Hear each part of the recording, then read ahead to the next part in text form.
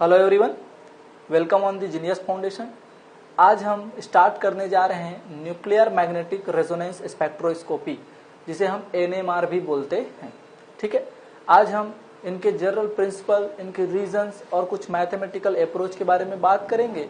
फिर further class में हम number of signals, intensity of signal and different जो आपके टर्म्स या इसमें इन्वॉल्व होंगे एनएमआर में, उनको पढ़ेंगे।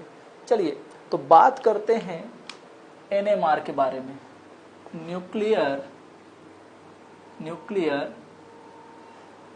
मैग्नेटिक रेजोनेंस स्पेक्ट्रोस्कोपी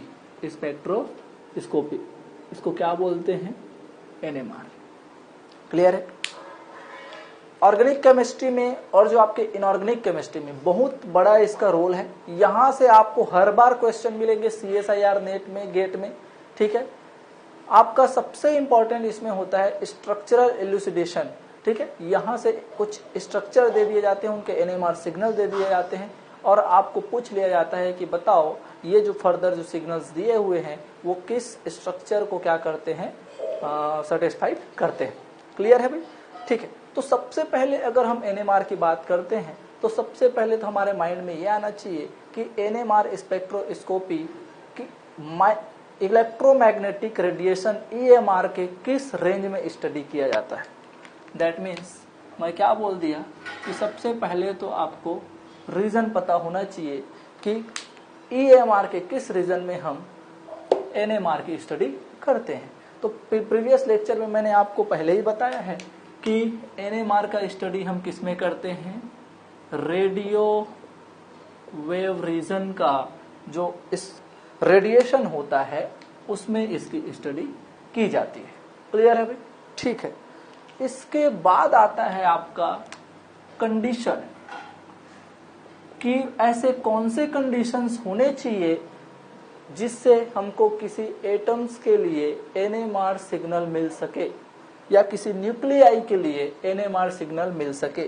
तो इसके लिए मैं आपको एक टेबल बना देता हूं जिससे आपको समझने में आसानी हो। सबसे पहले मैं बात करता हूं, देखिए एक एटॉमिक नंबर लिखता हूं मैं, एटॉमिक नंबर जिसको हम बोलते हैं नंबर ऑफ प्रोटॉन। से भी तो समझते हैं जितने नंबर ऑफ प्रोटॉन्स होते हैं वही तो उसके हिसाब एटॉमिक नंबर होती है किसी एटम की। ठीक है, ये लीजिए। उसके बाद बात करते हैं एटॉमिक मास की, और ये क्या होता है? Proton plus neutron. प्रोटॉन और न्यूट्रॉन को जब आप ऐड कर देंगे तो उसका एटॉमिक मास निकल जाएगा। उसके बाद अपन बात करेंगे न्यूक्लियर स्पिन की। न्यूक्लियर स्पिन जिसे मैं क्या बोलूंगा? आई। इसके बाद कुछ एग्जांपल्स देख लेंगे, ठीक है। देखिए एक्चुअली होता क्या है, सबसे पहले मैं बात करता हूं, अगर किसी एटम की एटॉमिक नंबर क्या है? E1 है और उसका एटॉमिक मास भी क्या है? E1 है। ये लीजिए, तो उसके लिए आपका I क्या होता है? 0 होता है। क्लियर है भाई? इसको मैं ब्रैकेट में बंद करूंगा। क्लियर? अब मैं एग्जाम्पल आपको एक साथ लिख दूंगा, या अगर मैं एग्जाम्पल बताऊं तो भैया ऐसे कौन से एटम है जिनका एटॉमिक नंबर और एटॉमिक मास दोनों क्या होते हैं? E1 होते हैं। तो बात करते हैं, चलिए एग्जाम्पल है आपका कार्बन 612 होता है भाई? बिल्कुल होता है। अब बात अगर मैं आगे करूं तो इसके बाद आता है आपका ऑक्सीजन 816। अगर बात करते हैं मैग्नीशियम की तो मैग्नीशियम 24, ये लीजिए, atomic number 12, atomic mass 24। Sulphur की अगर बात करें तो एटॉमिक नंबर 16 और एटॉमिक मास 20, एटसेट्रा। तो ऐसे कोई भी एटम जिनका atomic number plus atomic mass दोनों ही क्या हो? E1 हो, मतलब सम संख्या में हो, तो उनका जो न्यूक्लियर स्पिन आई होता है वो 0 होता है। बाकी किसी भी कंडीशन के लिए आई 0 नहीं होगा। जैसे कि अगर मैं बात करता हूं, अगर मेरा एटॉमिक नंबर E1 है और आपका एटॉमिक मास क्या है, ऑड है, ठीक है। एटॉमिक नंबर आपका क्या है, ऑड है, और एटॉमिक मास क्या है आपका, E1 है। क्लियर है भाई। तो ऐसे कंडीशन में, दोनों ही कंडीशन में आपका I जो होता है ये 1/2 या 3/2, 5/2, 7/2 एटसेट्रा, इस तरह से उसका क्या होता है, न्यूक्लियर स्पिन होता है। क्लियर है। अब एक कंडीशन बच गया है आपका, और वो कंडीशन क्या है, तो वो है, देखिए एक कंडीशन ये हो सकता है कि एटॉमिक नंबर तो आपका ऑड हो, लेकिन एटॉमिक मास क्या हो आपका, E1, तो उसके लिए जो आपका I होता है वो I होता है आपका 1, 2, 3 and 4 एंड एटसेट्रा। क्लियर है भाई।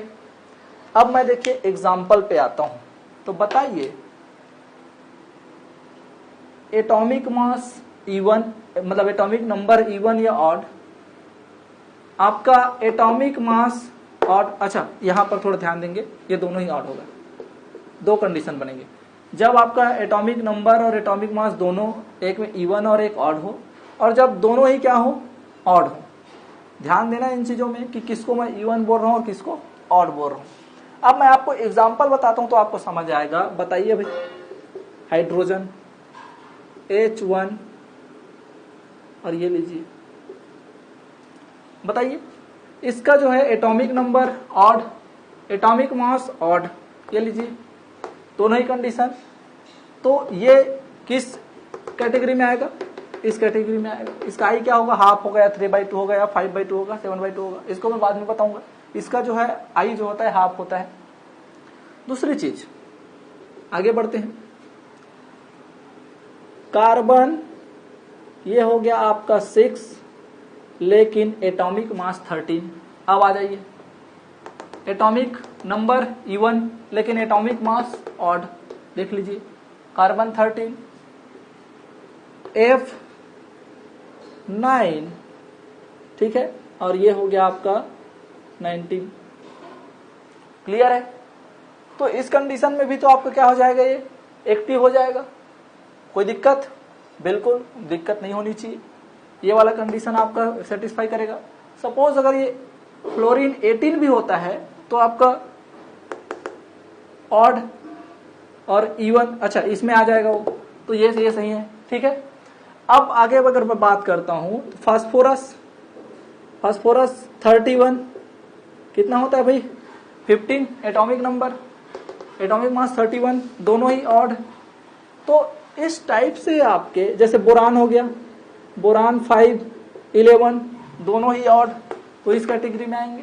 क्लियर है, एटसेट्रा।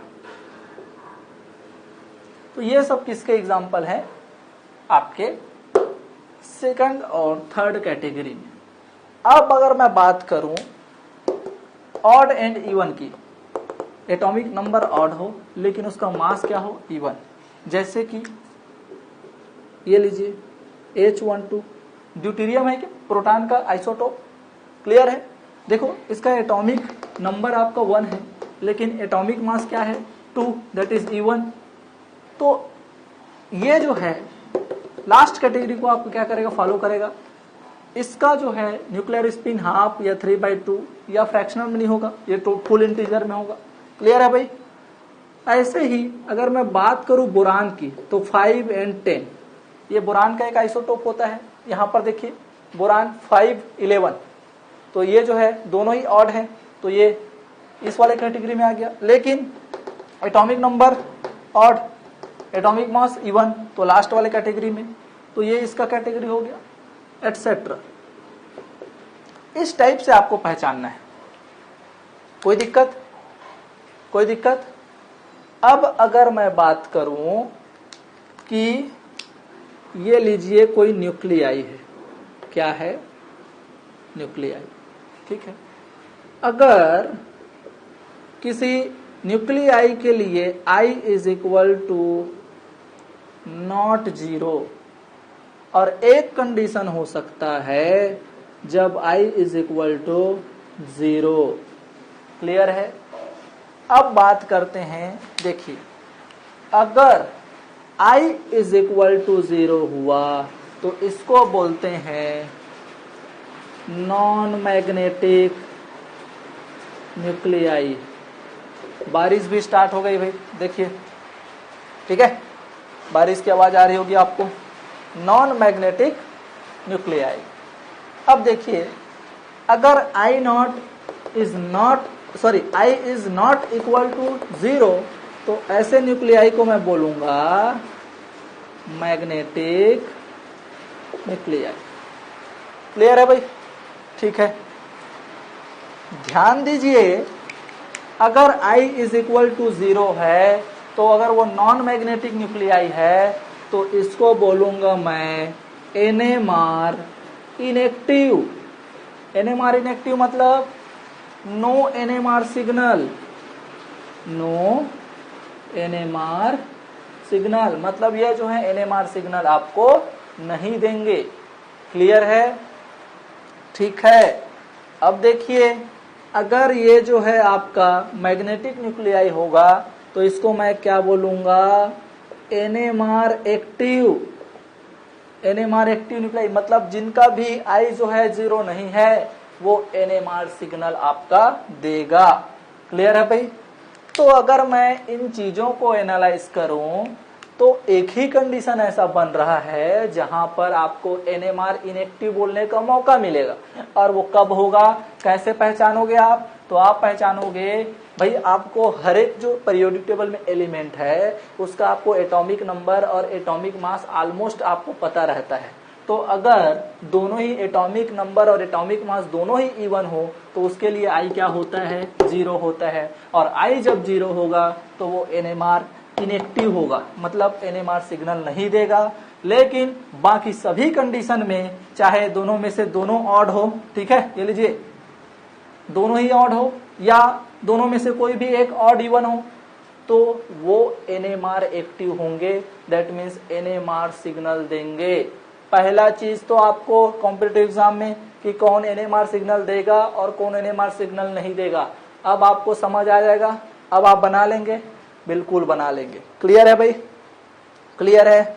अब देखिए मैं NMR एक्टिव न्यूक्लियाई को और कैसे एक्सप्लेन करता हूं, आगे हम और अच्छे से इसको पढ़ते हैं, ठीक है। चलिए आप देखिए साथ साथ नोट्स बनाते चलिए, आपको काम आएगा भाई, ठीक है। स्क्रीनशॉट ले लिया कीजिए। अब ये जो NMR एक्टिव है, ये जो आपका NMR एक्टिव, इसी को मैं क्या बोल रहा हूं, मैग्नेटिक न्यूक्लियाई। भाई ये मैग्नेटिक न्यूक्लियाई है। अब ध्यान देना ये जो मैग्नेटिक न्यूक्लियाई है भाई ये भी दो टाइप से हो जाती है। एक क्या होता है, I जो है ग्रेटर देन हाफ होता है। एक क्या होता है, I is equal to half होता है, या इसी को ही बोलते हैं I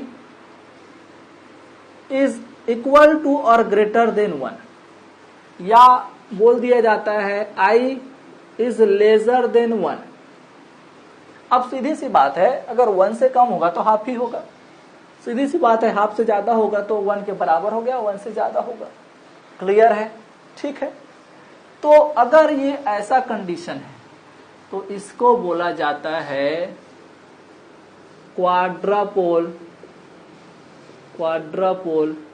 न्यूक्लियाई। क्लियर है।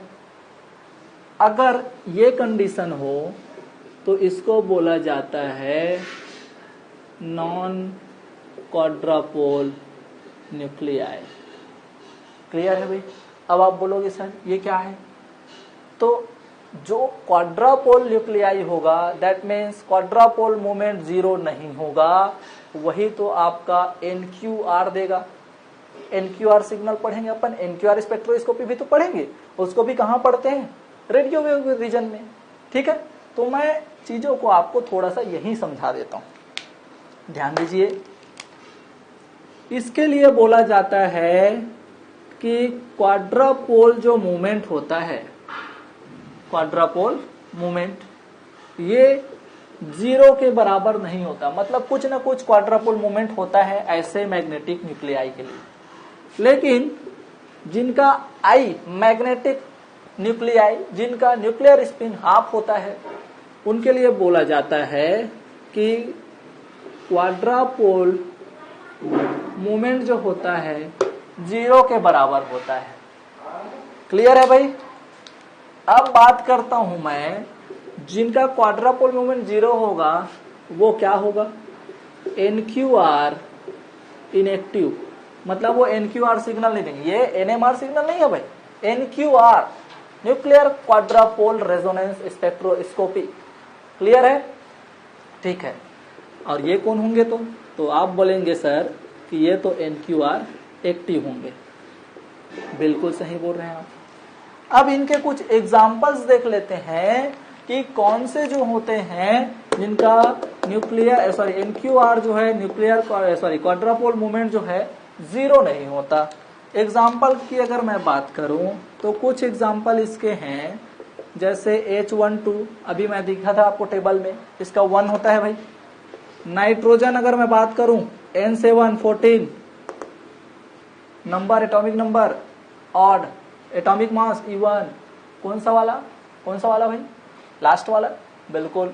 ये क्या होगा? इसका भी 1 होता है। चलिए बात करते हैं क्लोरीन, कितना होता है भैया? 1735। कोई दिक्कत? आप बोलेंगे सर इसमें दोनों ऑड वाला है। अरे तो दोनों ऑड वाला सेकंड कैटेगरी को तो फॉलो करता, लेकिन उसका जो आपका न्यूक्लियर स्पिन जो है हाफ से ज्यादा होगा। उसमें लिखा था मैं हाफ, 3/2, 5/2, तो हाफ से ज्यादा होगा। तो बिल्कुल एक इसका आइसोटोप है क्लोरीन 1737। जैसे कि बात करें ब्रोमीन का 79 वाला एक आइसोटोप, और ब्रोमीन का एक 81 वाला आइसोटोप। ये भी पूरे क्या होते हैं? NQR एक्टिव एटम्स होते हैं। ठीक है। अब ये जो NQR इनएक्टिव कौन होते हैं? तो NQR इनएक्टिव जो होते हैं, ये होता है आपका एग्जाम्पल प्रोटॉन। ठीक है, आपका कार्बन 13, ठीक है, ये हो जाएगा आपका फास्फोरस 31, क्लोरीन 19, एटसेट्रा। इनका सब क्या होता है? जो आई होता है हाफ होता है, और जब आई हाफ होता है इसलिए NQR इनएक्टिव होते हैं, लेकिन क्वाड्रापोल मूवमेंट क्या होता है? 0 होता है, इसलिए NQR इनएक्टिव होता है। ये क्या कहलाते हैं? Non quadrupole nuclei. कोई दिक्कत? यहां तक कोई दिक्कत भाई? ठीक है, चलिए आगे बढ़ते हैं। ध्यान दीजिए, अब ये जो होते हैं ये आपके नॉन स्फेरिकल होते हैं। नॉन स्फेरिकल शेप, मतलब इनका शेप स्फेरिकल गोलाकार नहीं होता, लेकिन इनका क्या होता है? तो इनका होता है स्फेरिकल शेप।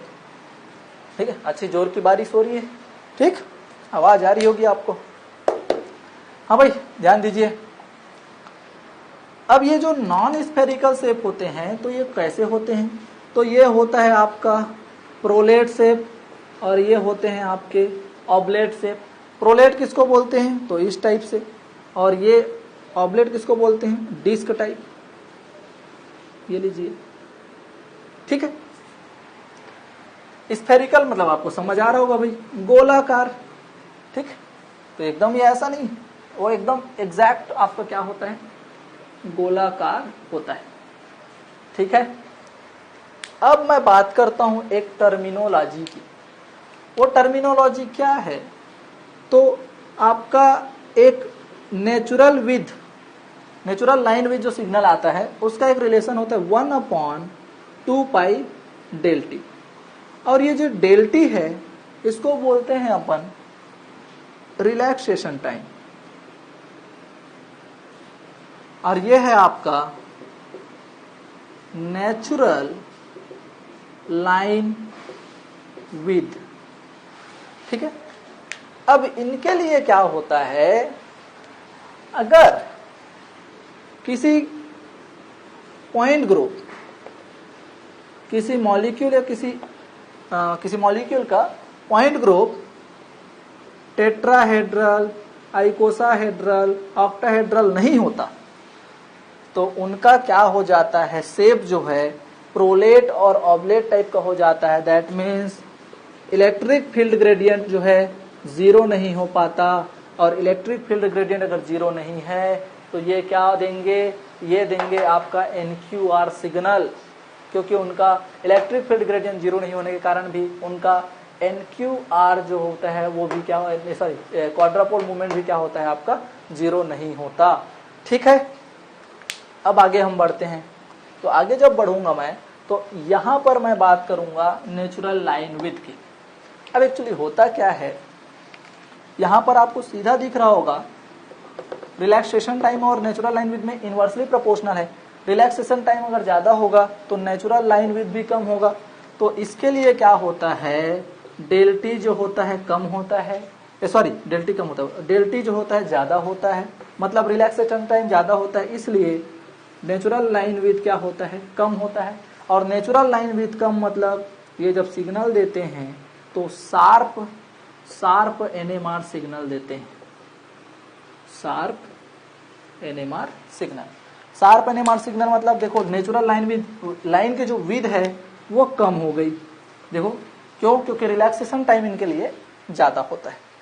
अब अगर मैं बात करूं यहां तो यही जो है यहां पर आपका डेल टी जो होता है कम होता है, मतलब रिलैक्सेशन टाइम कम होता है, इसलिए नेचुरल लाइन विड्थ जो है बहुत ज्यादा होता है। इसलिए आपको ऐसे मॉलिक्यूल के लिए, दैट मीन्स क्वाड्रापोल न्यूक्लियाई के लिए कैसा सिग्नल, NMR सिग्नल मिलता है, ब्रॉड NMR सिग्नल मिलता है। ब्रॉड NMR सिग्नल मतलब ये जो है आपकी नेचुरल लाइन विड्थ जो है ज्यादा हो जाती है, बढ़ जाती है, अच्छा नहीं दिखता, तो इसको हम क्या बोलते हैं, ब्रॉड सिग्नल। और ऐसे न्यूक्लियाई का क्या सिग्नल देते हैं, शार्प NMR सिग्नल, और ये क्या देते हैं, ब्रॉड NMR सिग्नल। क्लियर है भाई? तो ये सब फिनोमिना समझ आया आपको, कैसे हम एक्टिव और इनएक्टिव न्यूक्लियाई समझा पाएंगे या कैसे आइडेंटिफाई कर पाएंगे। क्लियर है? वहीं से मैं आपको NQR का भी फंडा बता दिया, शार्प और ब्रॉड सिग्नल बता दिया, ठीक है, नेचुरल लाइन विड्थ और रिलैक्सेशन टाइम बता दिया। अब मैं बात करता हूं न्यूक्लियर ट्रांजिशन की, ठीक है, समझ आ गया? ठीक, चलिए बात करते हैं न्यूक्लियर ट्रांजिशन की।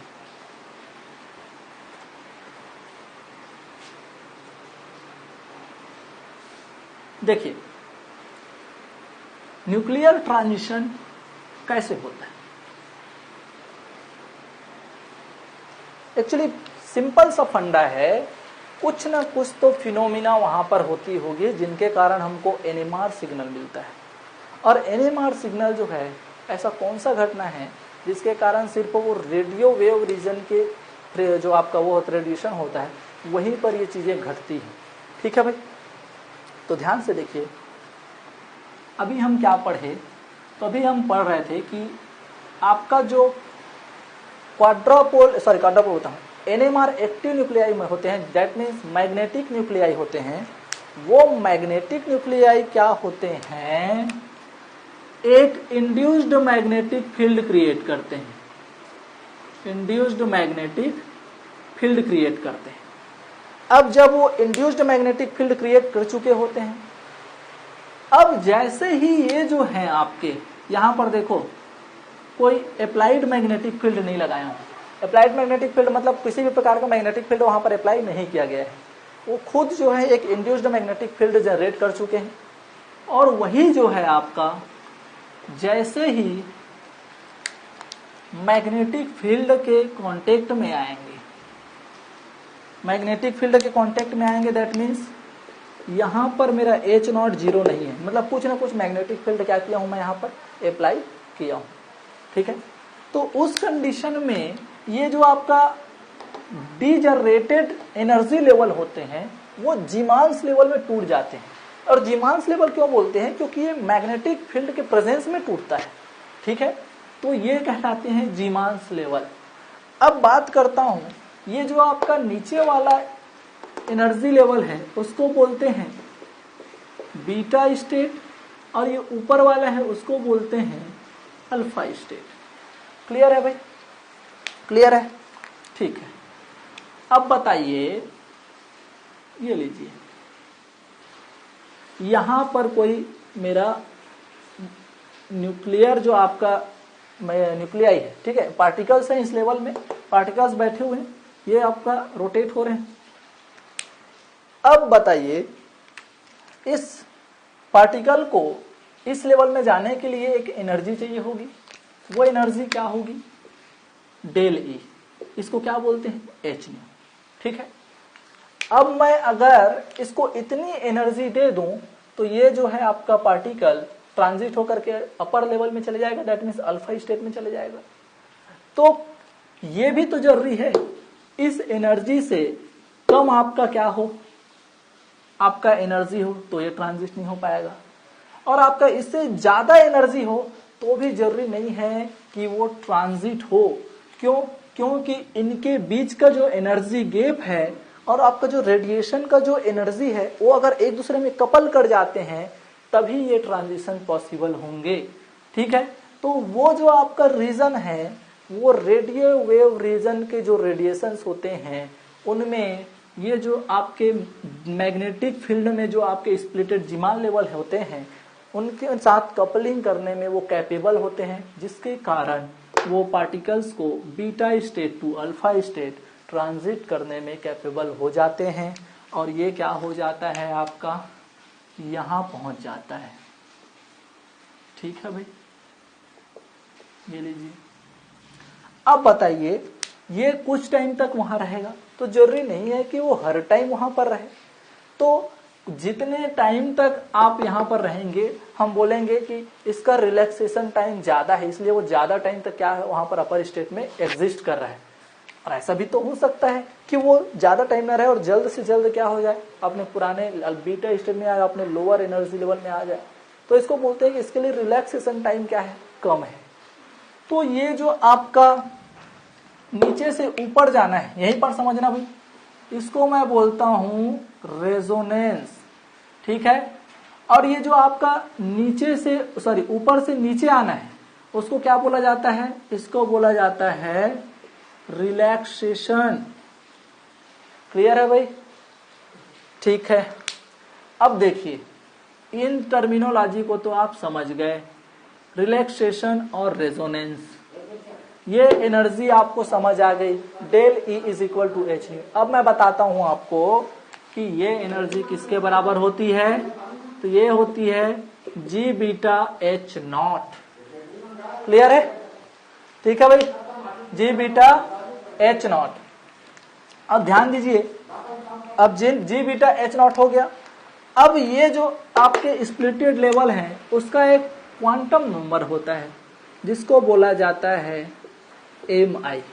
तो ये जो बीटा स्टेट है उसका एम आई जो होता है पॉजिटिव होता है, और ये आपका अल्फा स्टेट होता है उसका एम आई जो होता है आपका निगेटिव होता है। क्लियर है? अब मैं बात करता हूं energy of Zeeman level, energy of Zeeman level. अब ये क्या होता है, तो ये होता है आपका minus M I G beta H naught. अब बताइए, ये आपका जो एम आई है वो बीटा स्टेट और अल्फा स्टेट के लिए क्या क्या होता है? तो बीटा स्टेट के लिए भैया क्या है? पॉजिटिव। एम आई क्या है? पॉजिटिव। तो इसका ईएमआई क्या निकलेगा? तो वो ईएमआई भरने वाला ईएमआई नहीं है भाई, ठीक है, जमा करने वाला है ये क्या है? इस एमआई के लिए जो एनर्जी का वैल्यू आएगा वो क्या होगा? तो भैया ये पॉजिटिव है, सामने में क्या है? निगेटिव, तो इसका वैल्यू जो है निगेटिव आएगा। अल्फा स्टेट का जो एमआई होता है वो क्या है? निगेटिव होता है। ले लीजिए, तो आपका इसका जो ईएमआई है, इस निगेटिव एमआई के लिए जो एनर्जी आएगा वो कैसे में आएगा? पॉजिटिव आएगा। क्यों? क्योंकि ये निगेटिव में है और सामने में और निगेटिव है, ये हो जाएगा आपका पॉजिटिव। तो क्या मैं इसकी जो एनर्जी है EMI, ठीक है, इसको मैं ऐसे लिख सकता हूं, माइनस, निगेटिव में आएगा, माइनस MI, जिसका जो भी आपका MI होगा, जो हम न्यूक्लियाई लेंगे उसके हिसाब से उसका MI आएगा, MI G beta H not. तो इसका एनर्जी क्या होगा, तो इसका एनर्जी होगा, ये होगा आपका, ये निगेटिव है, ये positive, MI G beta H not. Clear है, यहां तक आपको क्लियर है? ठीक है। अब मैं बात करता हूं बोल्ट्जमान डिस्ट्रीब्यूशन लॉ या रूल, ठीक है, इसको मिटा देता हूं मैं। अब बोल्ट्जमान का डिस्ट्रीब्यूशन रूल क्या बोलता है, देखिए भैया, according to Boltzmann distribution law, ये क्या बोलता है, n is directly proportional to the exponential की पावर में E अपॉन KT, यही बोलता है। तो बताओ, मैं अगर आपको n अल्फा का लिए क्या लिखना चाहूं, एनर्जी लेवल, सॉरी उसका डिस्ट्रीब्यूशन लिखना चाहूं, n क्या है आपका नंबर ऑफ पार्टिकल्स, E क्या है एनर्जी, तो यहां से आपको क्या समझ आ रहा है, n is inversely proportional to E, n is inversely proportional to E, मतलब एनर्जी जितना ज्यादा होगा उसमें कम पार्टिकल होंगे, जिस लेवल की एनर्जी कम होगी उसमें ज्यादा पार्टिकल होंगे। भाई ये लो वाले एनर्जी वाला है तो यहीं तो ज्यादा लोग बैठे होंगे, ये ज्यादा एनर्जी वाला है तो यहाँ कम लोग बैठे होंगे। सीढ़ियां चढ़ते हो आप तो भाई जो ग्राउंड लेवल होता है वहां पर ज्यादा लोग रहते हैं। अब जैसे ही यहाँ पर भीड़ बढ़ती है तो वहां पर जो है कुछ लोग अपर लेवल में चले जाते हैं, समझ आया? तो जैसे जैसे हम हायर लेवल में चले जाते हैं वैसे वैसे प्रेजेंस ऑफ पार्टिकल कम होते जाते हैं, ठीक है, तो वही तो लिखा है। अब अगर मैं बात करूं रिलेशंस के अकॉर्डिंग, तो अगर मैं n अल्फा की बात करूं, ये लीजिए n alpha is equal to क्या होगा, या directly proportional to the exponential minus E alpha upon KT, n beta बराबर क्या होगा, एक्सपोनेंशियल के पावर में E बीटा अपॉन KT।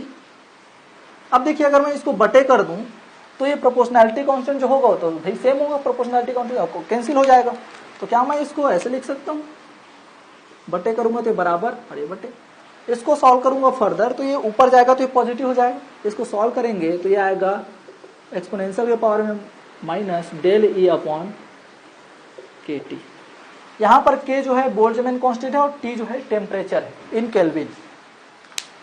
ये जो है आपका एनर्जी डिफरेंस है, ठीक है, इसी को बोलते हैं एक्सेस पॉपुलेशन,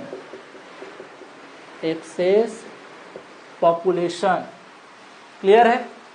और एक्सेस पॉपुलेशन मतलब आपको यह समझना है कि बताइए यहां पर अगर ट्रांजिशन होना है तो बीटा स्टेट में नंबर ऑफ पार्टिकल्स हाई होने चाहिए, जब यहां ज्यादा होगा तभी तो वो ट्रांजिट करेगा अपर लेवल में। तो ऐसा आप कभी भी नहीं देखे होंगे कि भाई अगर आपका एक दो लेवल है, ग्राउंड लेवल और फर्स्ट फ्लोर, तो वहां पर ग्राउंड लेवल में 4 लोग हों और आपका फर्स्ट फ्लोर में आपके 10 लोग हों, फिर भी जो है ग्राउंड लेवल का एक और वहां पर ट्रांजिट होना चाहिए। क्यों? क्योंकि बैलेंस चाहिए। तो ज्यादातर जो आपके ऊपर वाले जो लेवल है फर्स्ट फ्लोर में, वो वहां के पार्टिकल्स नीचे आने की टेंडेंसी रखेंगे। हाँ, कब वो रेजोनेंस होगा, दैट मीन्स लोअर टू अपर जाएगा। जब अपर में कम हो और लोअर में ज्यादा हो तो कुछ लोग जो है ऊपर जाने की कोशिश करेंगे। तो वही वाली कंडीशन है यहाँ पर कि number of particle in lower state should be greater then upper state for resonance. ये कंडीशन है आपका।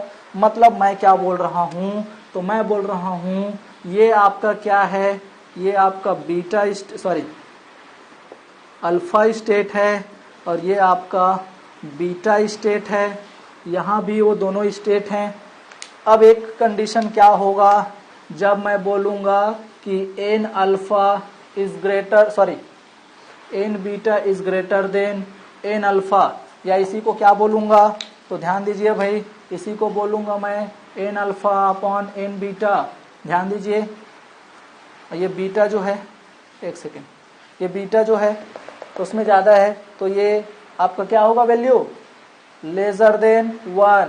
तो इस कंडीशन में हमेशा क्या होगा, नीचे से ऊपर जाएगा, तो इसको बोलेंगे अपन रेजोनेंस के लिए कंडीशन।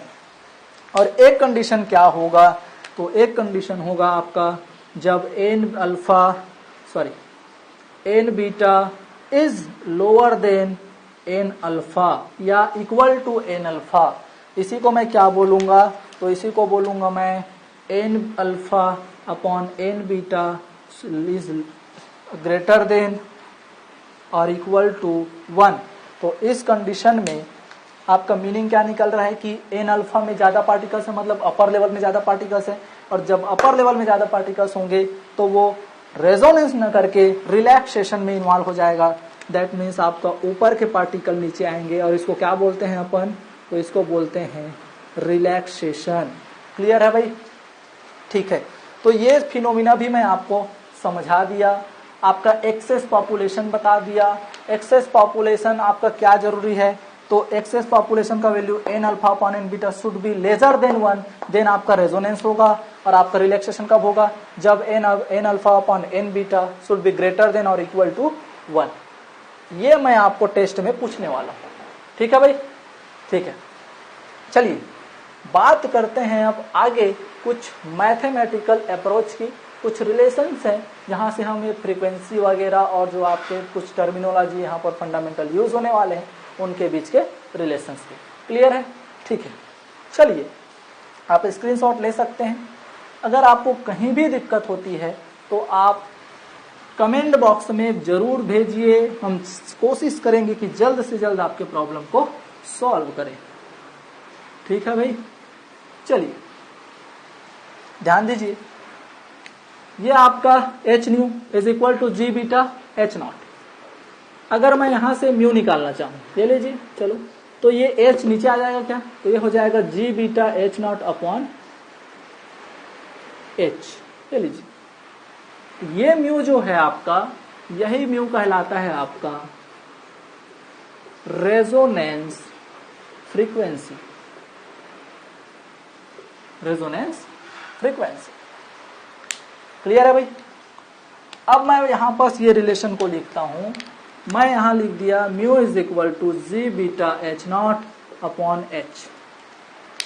अब आपको ध्यान ये रखना है कि G beta is equal to होता है गामा एच कट, ये बस आप याद रख लेना, और ये हो जाएगा H naught upon H. Clear है भाई, मतलब मैं क्या बोल दिया, चूंकि if G beta is equal to gamma H cut. Clear है, ठीक है। अब आप बात करते हैं और आगे की। आपको यह भी पता होगा कि चूंकि एच कट बराबर क्या होता है, एच अपॉन 2 पाई, तो आप एच कट बराबर क्या लिख दोगे, एच अपॉन 2 पाई। तो अगर मैं इसको सॉल्व करता हूं तो ये क्या हो जाएगा, तो गामा का गामा एच कट बराबर एच अपॉन 2 पाई। पहले से यहां पर एच है, ये लीजिए एच नॉट, एच से एच कैंसल, क्या रिलेशन निकल गया, तो रिलेशन निकल गया आपका गामा एच नॉट अपॉन 2 पाई। क्लियर है भाई। और ये जो आपका गामा एच नॉट है, यही आपका बराबर होता है ओमेगा के, और ये हो जाएगा ओमेगा अपॉन 2 पाई। और ध्यान दीजिए यहां से आपका और क्या रिलेशन निकल जाएगा, तो ये रिलेशन निकल जाएगा, देखिए गामा एच नॉट 2 पाई यहां आएगा तो 2 पाई न्यू हो जाएगा क्या, तो यहां से आपका एक रिलेशन निकल रहा है gamma H naught is equal to 2 pi nu. निकल गया भाई, 2 पाई को मैं यहां ला लिया, 2 पाई न्यू हो गया। अब बताइए ओमेगा इज इक्वल टू क्या हो जाएगा, 2 पाई न्यू, तो क्या ये ओमेगा के बराबर भी हो जाएगा, बिल्कुल। ये ओमेगा को ही क्या बोलते हैं, तो इसको बोलते हैं लार्मोर फ्रीक्वेंसी, ठीक है। इसी को ही बोला जाता है प्रिसिशनल फ्रीक्वेंसी, प्रिसिशनल फ्रीक्वेंसी। क्लियर है? तो कौन कौन से रिलेशन निकले आपके? एक रिलेशन तो आपको ये याद रखना है, ठीक है। यहां से आपका एक रिलेशन ये निकल गया, एक आपका ये निकल गया और लास्ट वाला ये। तो इतने सारे रिलेशंस आपको पते होने चाहिए। अब अगर मैं बात करूं कि मेरा काम का चीज क्या है, तो ध्यान दीजिए, relationship between carbon 13 and proton NMR, मतलब प्रोटॉन NMR और कार्बन 13 NMR के लिए क्या क्या रिलेशंस मैं यहां से इस्टेब्लिश कर सकता हूं। तो उससे पहले मैं आपको ये बताऊंगा कि यहां से ध्यान दीजिए, दो तरह से हम पढ़ेंगे। देखिए, आप सीक्वेंसली इन चीजों को साथ साथ लिखते चलिए। मेरा थोड़ा स्पेस कम है, इसलिए मैं फिर भी ट्राई कर रहा हूं कि चीजों को मैं ऐसे रिलेट करूं कि आपको ज्यादा से ज्यादा समझ आ सके। यहां पर मैं एक रिलेशन पढ़ूंगा जब म्यू क्या हो आपका कांस्टेंट, और दूसरा बात करेंगे जब H0 that means applied magnetic field क्या हो आपका कांस्टेंट। मतलब कुछ नहीं है, हम ये कार्बन 13 NMR और प्रोटॉन NMR में कंपैरिजन करना चाहते हैं। कब कैसे कंपैरिजन करेंगे कि क्या करते हैं, दोनों के लिए एक बार जो फ्रीक्वेंसी अपन रेडिएशन का दे रहे हैं उसको कांस्टेंट कर देते हैं, बाकी चीजों में वेरिएशन ला के देखते हैं क्या चेंजेस आ रहे हैं। तो एक बार क्या करते हैं, इस रेडिएशन की फ्रीक्वेंसी दैट मीन्स रेडिएशन को चेंज कर देते हैं, और जो अप्लाइड मैग्नेटिक फील्ड था कभी 1 टेस्ला कभी 2 टेस्ला, दैट मीन्स उसका अप्लाइड मैग्नेटिक फील्ड के पावर को चेंज कर करके देखते हैं। तो वहां पर क्या क्या रिलेशन एस्टेब्लिश होता है उनकी बात करने जा रहे हैं। क्लियर है? ठीक है, तो चलिए बात करते हैं जब म्यू कांस्टेंट हो। तो यहां पर ध्यान दीजिए, जब ये कांस्टेंट है तो बताओ H0 किसके ऊपर डिपेंड करेगा? G के ऊपर डिपेंड करेगा। कैसे? तो ये H0 ये कांस्टेंट है, G नीचे आएगा क्या? तो यहां से मेरा क्या रिलेशन बनेगा? यहां से मेरा क्या रिलेशन बनेगा? तो रिलेशन बनेगा H0 is inversely proportional to G। बना क्या? अरे बना क्या? बिल्कुल बना। देखिए H0 म्यू आपका कांस्टेंट है, H0 और G में मेरा रिलेशन चाहिए, तो ये G इधर आएगा क्या? नीचे आएगा, तो इनवर्सली प्रोपोर्शनल बिल्कुल। अब यहां पर देखिए इस वाले इक्वेशन को, ये H0 है और ये गामा है, तो ये म्यू कांस्टेंट है, तो ये गामा भी तो नीचे आएगा क्या? तो H0 जो है गामा के ऊपर भी क्या है? इनवर्सली प्रोपोर्शनल, तो ये 1/गामा। क्लियर है? यहां आ जाओ, H0 कांस्टेंट हो गया। अब ये H0 कांस्टेंट हो गया तो बताओ ये म्यू जो है वेरिएबल हो गया, और म्यू किसके ऊपर डिपेंड कर रहा है? G के ऊपर। और कैसे है? डायरेक्टली। तो यहां पर म्यू जो है डायरेक्टली प्रोपोर्शनल होगा आपका G के, और यही म्यू जो है डायरेक्टली प्रोपोर्शनल है गामा के, तो ये है आपका गामा। अरे कोई दिक्कत? ठीक है। अब देखिए अगर मैं यहां से रिलेशन एस्टेब्लिश करता हूं कि देखो H0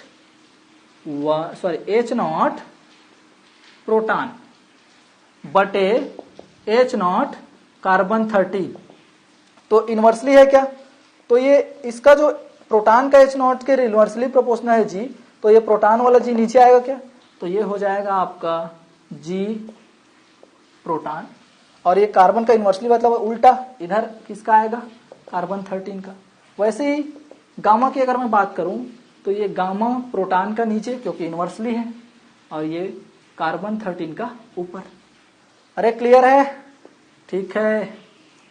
चलिए वैसे ही अगर मैं यहां बात करूं तो देखो म्यू प्रोटॉन बटे में म्यू कार्बन 13, ये तो डायरेक्टली प्रोपोर्शनल वाला है, तो प्रोटॉन का भी G ऊपर आएगा, डायरेक्टली वाला रिलेशन है, सेम सेम अपने दिशा में होंगे, और ये carbon 13 is equal to gamma proton gamma carbon 13। अरे ये लीजिए आपका इंपॉर्टेंट रिलेशन एस्टेब्लिश हो गया। यहां से क्या हो गया? इंपॉर्टेंट रिलेशन एस्टेब्लिश हो गया। क्लियर है? ये आपके मैथमेटिकल अप्रोच के लिए, आपका न्यूमेरिकल सॉल्व करने के लिए बहुत जरूरी है। यहां से आपके क्वेश्चंस आ सकते हैं। ठीक है, आपको क्या दिया जा सकता है? ये 2 डेटा दिया जा सकता है, 3 डेटा, चौथा पूछ सकता है, क्योंकि कंपैरिजन वाला जो आज का जो तरीका चल रहा है CSIR का, बहुत ही पूछा जा रहा है। कंपेयर करना, बहुत कंपेयर करने वाले से जहां से क्वेश्चन आता है बहुत ही आ रहे हैं आजकल। क्लियर है? ठीक है, तो ये हो गया आपका क्या चीजें, इनके बीच रिलेशनशिप। अब मैं बात करता हूं यहां पर जो टर्मिनोलॉजी यूज हुई है कि जी बार बार जी बोल रहे हैं, बार बार एच नॉट बोल रहे हैं, बार बार गामा बोल रहे हैं, तो एक्चुअली ये है क्या, इनका नाम क्या है और इनके वैल्यूज क्या होते हैं। क्लियर है, कर ले बात, ठीक है। तो चलिए इन टर्मिनोलॉजी को मैं एक बार डिस्कस कर लेता हूं कि इनको बोला क्या जाता है। चलिए यहां सबसे पहले अगर मैं बात करूं तो म्यू को तो बता दिया था, क्या है वो, रेजोनेंस फ्रीक्वेंसी। जी एक टर्मिनोलॉजी है जी, इसको बोलते हैं गायरोस्कोपिक फैक्टर, इसी को ही हम जी फैक्टर भी बोल देते हैं, ठीक है। गायरोस्कोपिक फैक्टर, इसका वैल्यू जो होता है ये होता है आपका 5.585, इसका कोई यूनिट नहीं होता, और ये किसके लिए है, हाइड्रोजन एटम के लिए। हाइड्रोजन एटम के लिए इसका वैल्यू क्या होता है, G इज इक्वल टू 5.585, कोई यूनिट नहीं होता।